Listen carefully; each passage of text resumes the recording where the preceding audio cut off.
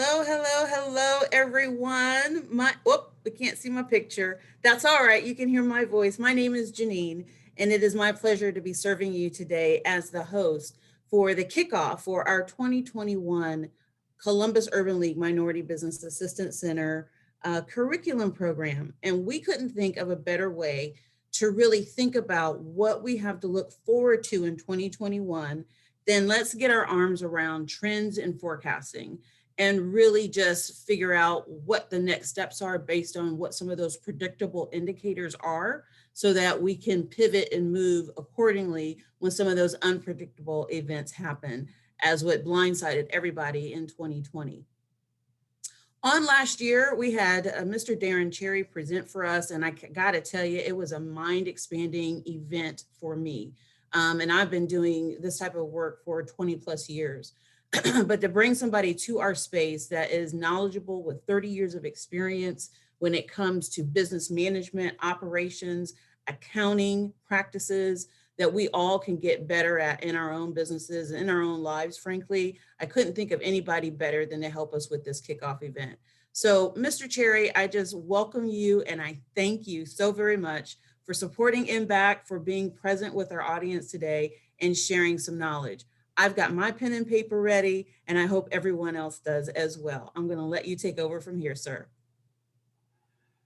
Good morning, and thank you for joining us for a discussion on 2021's economic trends and insights.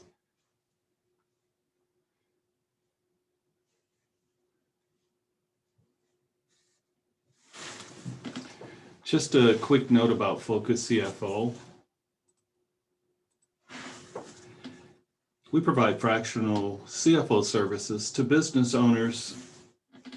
They typically come to us with one or three issues that seem to be challenging them, so to speak.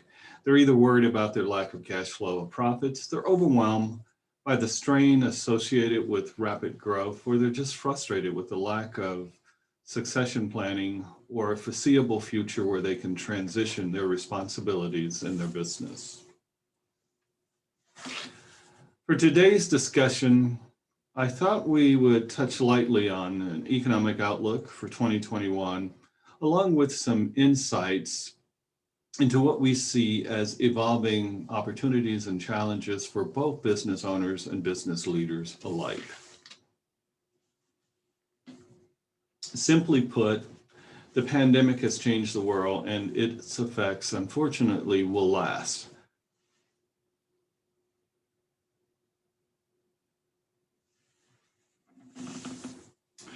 For many of us, we have this plaguing question, and that is one that says, when will we return to our state of normal? And that is using that 2019 as sort of our beachhead. But you see, 2020 sort of forced us, metaphorically speaking, to taste new things. And lo and behold, we found we liked them or that they worked. So for us, 2021 and beyond will be more around better understanding what our new normal looks like. Now, for simplicity's sakes, we'll just divide small businesses into two groups. And one group, I will call it those businesses that have just been fortunate enough to leave 2020 behind in their dust. And that is, when they look at quarter four of 2020, contrast that to quarter four of 2019, there is minimal difference in their revenue base. Now, for most of us, yours included, I'm in group two, and that is 20, maybe 30% of us, where our ongoing operations, they just continue to struggle. And for many of us, our cash flow from operations are still negative. So for group two, there's a couple things that are very, very relevant in 2021. Number one, we've got money that is going to eventually come off or is starting to come off the sidelines in the way of stimulus. For group two, that's a lifeline. For group one, it's a bonus. Thank you very much. Additionally, for group two, small businesses in this group, the single most significant factor for 2021 hinges on success in the vaccine distribution. So think of it this way. The key factors for a rebound is, of course, step one is a spending rebound. But a spending rebound is heavily correlated to me as a consumer and my confidence level. And unfortunately, my confidence level today is heavily associated with my mobility, my ability to do things without restriction. And that seems to be heavily weighted towards having a successful vaccine distribution. So quarter one and quarter two for businesses that are in group two is going to be a tale of two cities. The first half of 2021, excluding stimulus-oriented changes, most other things are not going to change. We will still have a baseline business where our revenues will be below that level we need to become cash positive. And the shape of the growth will just kind of be bumpy, just as the vaccine distribution will continue in the first half to be bumpy. But the second half, if we think about it, and let's look at and compare and contrast a couple countries that are about a year ahead of us in terms of eradicating or minimizing the impact of the pandemic. And that's a country like China or even Australia.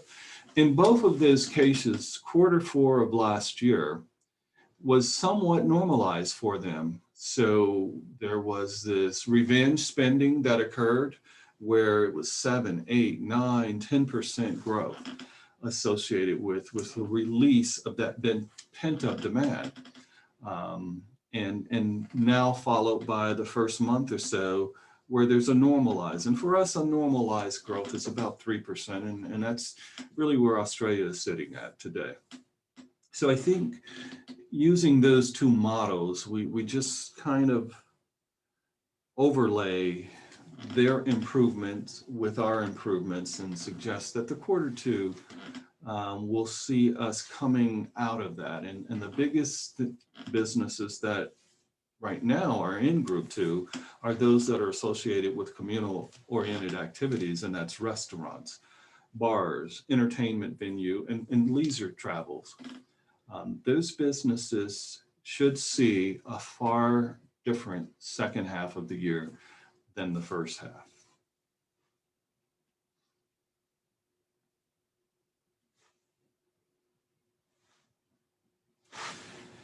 Now, for group one, right now they will tell us that, hey, my biggest problem is not the vaccine distribution. My biggest problem is employees. And it's one of those things where the genie is out of the bottle, and I'm not convinced anyone's going to be successful stuffing it back in there. So the first thing we are seeing in the insights is that remote work, to some extent, is here to stay. Finding and or retaining quality employees will become increasingly more difficult. Companies with a purpose and a meaning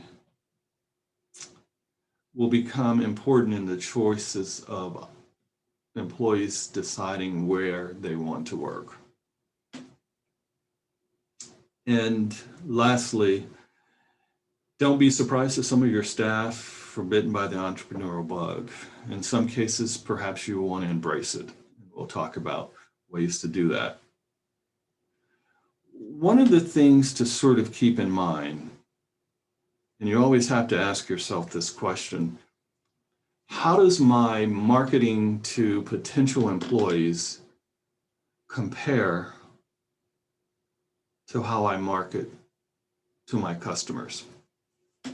So if your marketing to potential employees still looks like 20 years ago when you used to run an ad in a newspaper to market to a customer, then my suggestion is that it may be time to sort of close the gap between those two, because competition for good quality employees is just as intense as a competition for customers. Some things that we may want to consider to get this right. We may want to upgrade our remote work models. And what that means is offer the flexibility and understand where it makes sense. We went into 2020 with doing remote work with a gun to our head. And we patched a lot of things together and poof, we did it. But we may want to upgrade our technology so that we can sort of improve how productive folks are that we offer remote work to. We may want to look at how we communicate and what we have as an oversight. The number one challenge that we've heard from our clients that have a great deal of remote employees is that, wow, this communication thing isn't working for me. It's just so hard for me to keep everyone on the same page. Now, this is probably coming from organizations that at best had a monthly employees communication. So we may need more frequent touch points, master mobility in how we communicate to folks, and think about engagement as key. Obviously, our policies, our recruiting, our onboarding, our benefits need to be updated to reflect the new normal. And that is, employees are assigning a very different benefit to some things over others, and compensation isn't always the number one thing. The second thing we probably need to do is embrace the gig employment, and that is part-time employees, fractional employees will allow us to both get our full-time employees more focused on what they're good at, great at, and best at, and find individuals that specialize in key areas and use those. And the other thing to keep in mind is that some of our talented employees may not want, nor may they be able to return to a full-time role. The other thing is our core values, our DNA. We really need to step back and spend a little bit of time and sort of dig deep into how do we describe them, maybe in one word. A great resource for that is a book called Traction by Gino Wickman. It has an entire entrepreneur operating system in it, but one of the pieces of information that you may want to look at for your team is codifying your core values. And also consider on top of that layering some kind of assessment so that you get some help.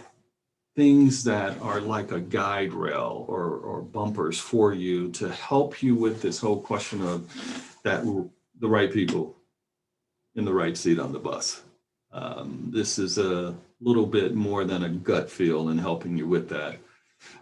Finding out what your employees want with focus groups. And then lastly, kind of simplifying your why. Why are you in business? What's your purpose?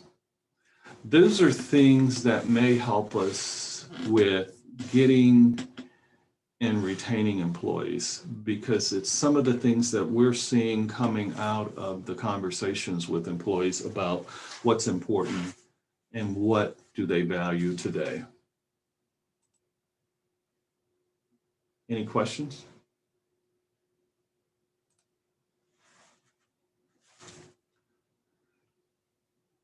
The other one is customer insights. And it can best be described as some of the things we did last year out of necessity with customers they're going to expect in the future. E-commerce will continue to dominate. However, it will transition to being a choice versus a necessity. The customer experience will require a higher personal touch in order to become sticky. And that's kind of relevant when you put that along with the first item about e-commerce. Some of the things that we did in 2020 and changed about our business model, and that is deliveries, curbsides, and things of that nature may be more sustainable, meaning there may become part of our business model continuing. And social engagements, more than likely, especially as it relates to the customer experience, are probably here to stay. So some of the things that you can consider is expanding that voice of the customer, so to speak, and give your customer service, business development folks some more skills and training around questioning, asking great questions. How many times can you honestly say that the customer spoke 80% of the time? Remember the rule, the person that speaks the least amount of time has had the best experience in the conversation. Develop ways to catalog and record feedback from customers and use it. Focus on ways of retaining customers and strengthen your e-commerce in terms of helping build a bit of brand loyalty. The entire e-commerce network was sort of built out of an alternate to brick and mortar. And it doesn't necessarily lend itself to customer loyalty. Those who work on it and embrace it, expand it, combine it with some tools, wow, they have a much better experience with their clients, and their clients are more likely to blindly go to them to buy something. Personalize the searches and recommendations, and work with some advisors to upgrade the skills, the capabilities, and quite frankly, even the business and the pricing model. Just because it's e-commerce doesn't mean you have to be the cheapest. Understand why they buy from you and deliver it. And most important, measure, measure, measure, measure. So the whole thing about plan, do, check, act is it falls on its face flat when you don't measure, especially measuring what you're doing different. And pivoting. Sometimes you have it directionally correct. You just need to improve it a little bit for it to work. So don't just abandon it when it doesn't work. Decide and determine and understand what isn't working and how you can make it better. Other things to consider is smart social engagement. We have a habit of using social media to advertise, and we advertise and advertise and advertise. So our social media is screaming at the top of its lungs with sell, sell, sell, please buy this from me. Think about this. How do I become an industry expert? And if I am an industry expert, how do I make it widely known? Balance the efforts between a give versus a get model. Educate, gather information, then try to sell. And most importantly, be sure to develop a process where you encourage people to give you reviews, and protect your reputation with professional responses. Matter of fact, have someone else draft the responses for you. Review what you're offering. What you offered before may not be relevant anymore. Look for ways to establish maybe recurring revenue, or some folks like to say reoccurring revenues into your business model. Use tools to help you evaluate what you're offering, both on how does it fit with where I want to take my company, the profit I'm making from it, and the growth trajectory that it has. How well does it fit my clients' customers' needs? So for 2021, You'll want to protect your customers, stay alert for changes, and be prepared to pivot. Those who have the highest agile business models will be the most successful. And of course, I, as a CFO, would be remiss if I didn't say you need to institutionalize weekly cash flow forecasting. And you especially need to understand how many months of cash do I have to survive? Because while there is a clear momentum towards eradicating, minimizing the impact of the pandemic, that's not to say that there won't be as many steps backwards as there are forwards in the upcoming months. And finally, now is the best time to revisit who you are, what you do, and who you do it for. And that is upgrading your business plan and your strategy. I'll leave you with one simple quote from William Arthur Ward, and that is, the pessimist complains about the wind, the optimist expects the wind to change, but the realist simply adjusts the sails. Thank you. Thank you, sir. You again, I've got a whole page full of notes. I know you can't see me on camera, but so many good golden nuggets that you've shared with us. And a couple things that I just wanted to take a little bit of a deeper dive into, because I think it's important based on the feedback that we're getting from our clients. I love the fact that you talked about in Q2, some businesses should really focus on communal relations. So if I were to translate that into layman's terms, I'm thinking we need to be hyper local and really focus on what those customers in and around our immediate surroundings want, need, desire, and how we can fit that so that we can be of greater service to those that are nearest to us. Is that what you were saying, or can you clarify that for me? Absolutely. You know, it's interesting you say that because local is the new global. Mm-hmm. There has been a push and there will continue to be growth in the local market. And it's for two reasons. It makes me feel good for when I shop locally, but more importantly, the undertone of a lot of the things that will happen going forward is, even though as a country we haven't embraced sustainability, individuals themselves are beginning to become more sustainable in their way of thinking and ranking businesses that they want to work with, shop from, and visit. So when I say communal, it's real simple. You know, I'm a poor farm boy from Indiana, so you know, for me, communal is simple. How many of us on this call today are saying, either inside or outside, as soon as I get that second vaccine, I'm going to do this, I'm going to do that, I'm going to do this. The things we miss the most, we're going to gravitate towards. Mm-hmm, mm-hmm. I And agree. I agree.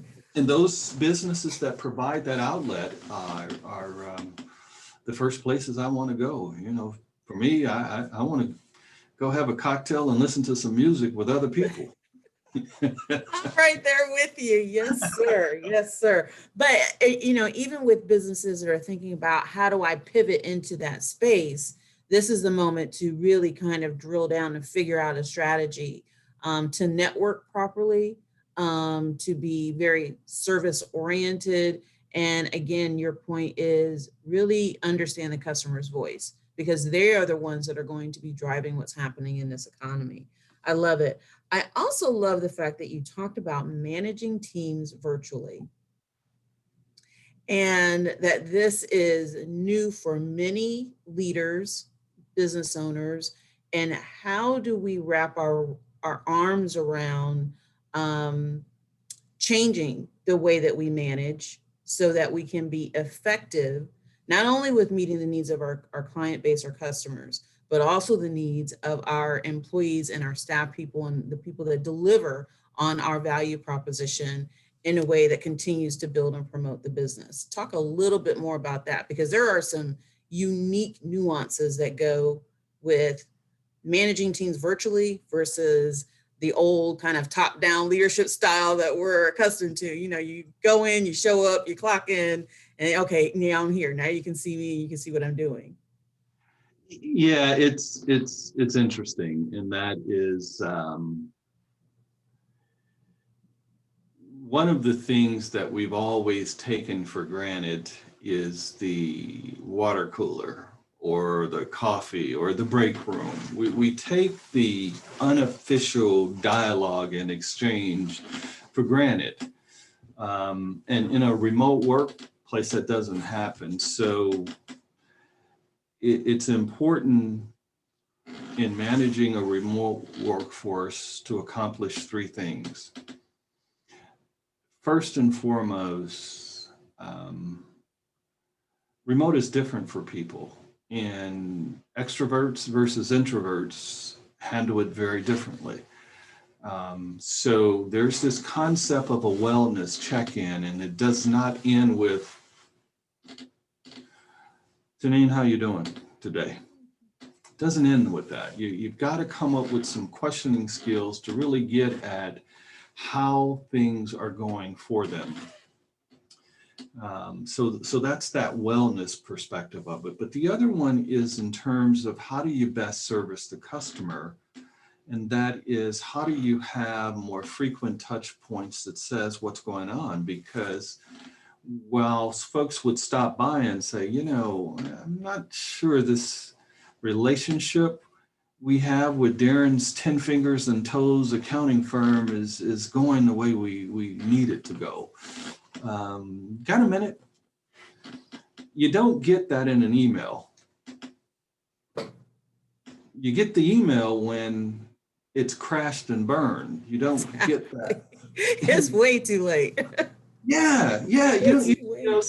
So we have to establish those touch points, and that's what I mean by more frequent communication. And sometimes we have to change the technology that we use. It may be a lot easier for a text or something of that nature than an email. And let's not abuse video conferencing just because it's available. If it's a phone call, let's do a phone call. If it's a text, it's a text. We don't always have to see each other's pretty faces. But then the third thing is the team themselves, they're going to miss an ability of social / work. And that is, we oftentimes didn't have problem solving meetings because they sort of happened by happenstance. Walked by and said, hey, are you still having that problem with so-and-so, so-and-so? Have you thought about this? Have you tried this? So we have to set those forums up, and that's where things like tools like Microsoft Teams work great, but sometimes it just has to be an old-fashioned cadence. Hey, let's have a weekly problem solving meeting. And most importantly, you have to master your to-do list around things that are issues lists. Some people call them punch lists, whatever it is. And then refine your metrics. If you're trying to get someone to change a behavior, you need to come up with a way to measure that change. It's not going to happen automatically 9 times out of 10. But 9 times out of 10, you can observe it if you're measuring the right thing. Does that make sense? Absolutely. I am a performance management geek. So I am all about over communicating when it comes to leading teams in person or virtually. And I think the transition for a lot of leaders is they're making it harder than what it has to be. One, it has to be genuine. It has to be frequent enough. And it's okay to do team settings and then individual one-on-ones as a check-in. So you really are keeping your pulse on what's going on with your team. So what for me it does is it forces people in management positions to embrace leadership. managing and leadership are two different things, two kind of different skill sets. So I appreciate you bringing that to the forefront.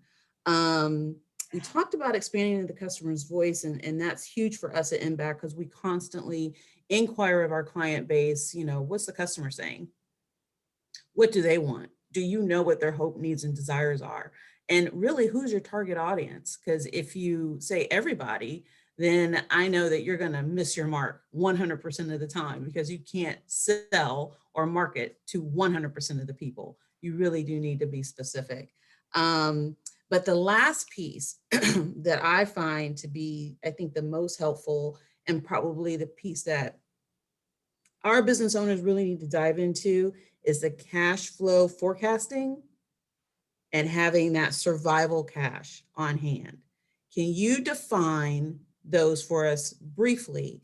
And we may need to bring you back to take a real, good look at what those mean for us as entrepreneurs in this kind of forecasting phase that we find ourselves in 2021.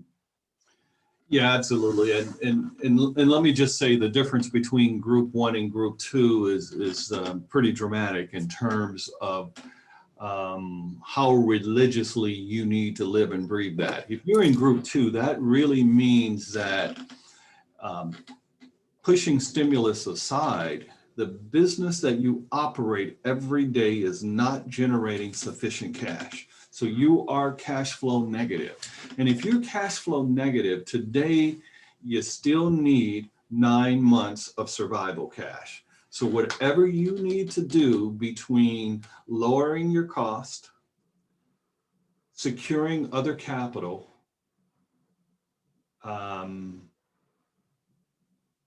you need to get to 9 months, because anything less than that puts you at the mercy for what's happening.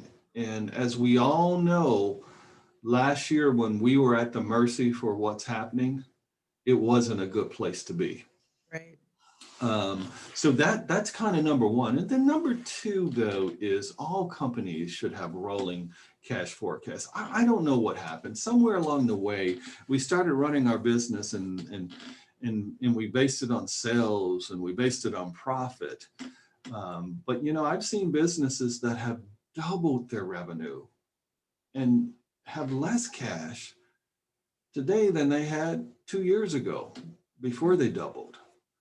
And that's principally why we see growth being the biggest killer of businesses, because they grow so fast that they can't afford the growth. A classic example is, we have businesses that sell into big box.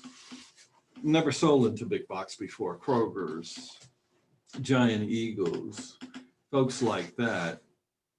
They have a whole different payment term game for you. They have this game called I will pay you in 90 days. Say what? 90 days? I can't finance 90 days. And it's the same thing, not just the big box, but it also happens in a lot of the growing temp agencies, temporary labor, casual labor providers. What happens is they move upstream to larger companies, and those larger companies say something real simple and innocent. Our terms is 90 days, and everyone just says, oh, okay. None of us can afford 90 days when you're small. And so you always should have a rolling understanding of what's my affordability model. Because just because I have cash in the bank doesn't mean it's not committed. And that's what the forecast does for you. It walks you through how much cash do I have available. So when I need to buy another van or make an investment or buy a piece of equipment, I understand, well, if I borrow this much, that means I got to have this much more cash. And you walk through it, and it keeps you from saying, uh-oh, I didn't know that was going to happen. Exactly. And, touching on the fact that growth can be dangerous if you don't manage your capacity is really key for small businesses, because we're so passionate and excited about the opportunity. sometimes we will jump the hurdle of, is this right for me right now? So, in months to come, NBAC will be focused on growth strategies that talk about cost reduction strategies. How do we reduce our costs and become more efficient with our current resources and inventory, so that we're spending less and maybe maximizing our opportunity for profits on the other side? The other side is it okay now to increase my prices? Am I so good at this? Am I the expert in this field? Have I become so well known in my little local niche that people will pay for this service, and it's okay to make that price change? And then eventually getting into, new markets and different products. So I thank you so much for your time. I'm looking at the chat, and it's really just praise, really great presentation, affirmation on that 90-day thing just doesn't work for anybody. And then finally someone says, it's okay to say no sometimes. It makes you stronger and sets you up for the bigger yes. So I think that's a great way to try and wrap up what we're looking for from this session. So I would just like for our audience and attendees to know, whether you're live or going to be on demand, that Mr. Cherry is available, and you want this type of business expertise and strategic knowledge on your team. So I encourage you to reach out to him on his contact information there. NBAC can definitely be a portal for you to get to him. And of course, NBAC has got your back. And we are also working for you and with you in regards to all of your business needs. So I thank you for watching and attending. We will be here tomorrow, same time, same place, with the Minority Small Business Resiliency Initiative team, talking about access to recovery funds. So you definitely want to tune in for that information-rich session on tomorrow. I thank you for your time and attention. I care about you, and I'm looking forward to hearing from you real soon. Yes, we will get a recording out to you, and this will also be posted on YouTube, so you'll have access to that information on demand. Thank you very much, and I appreciate your time. Have a great afternoon. Bye-bye.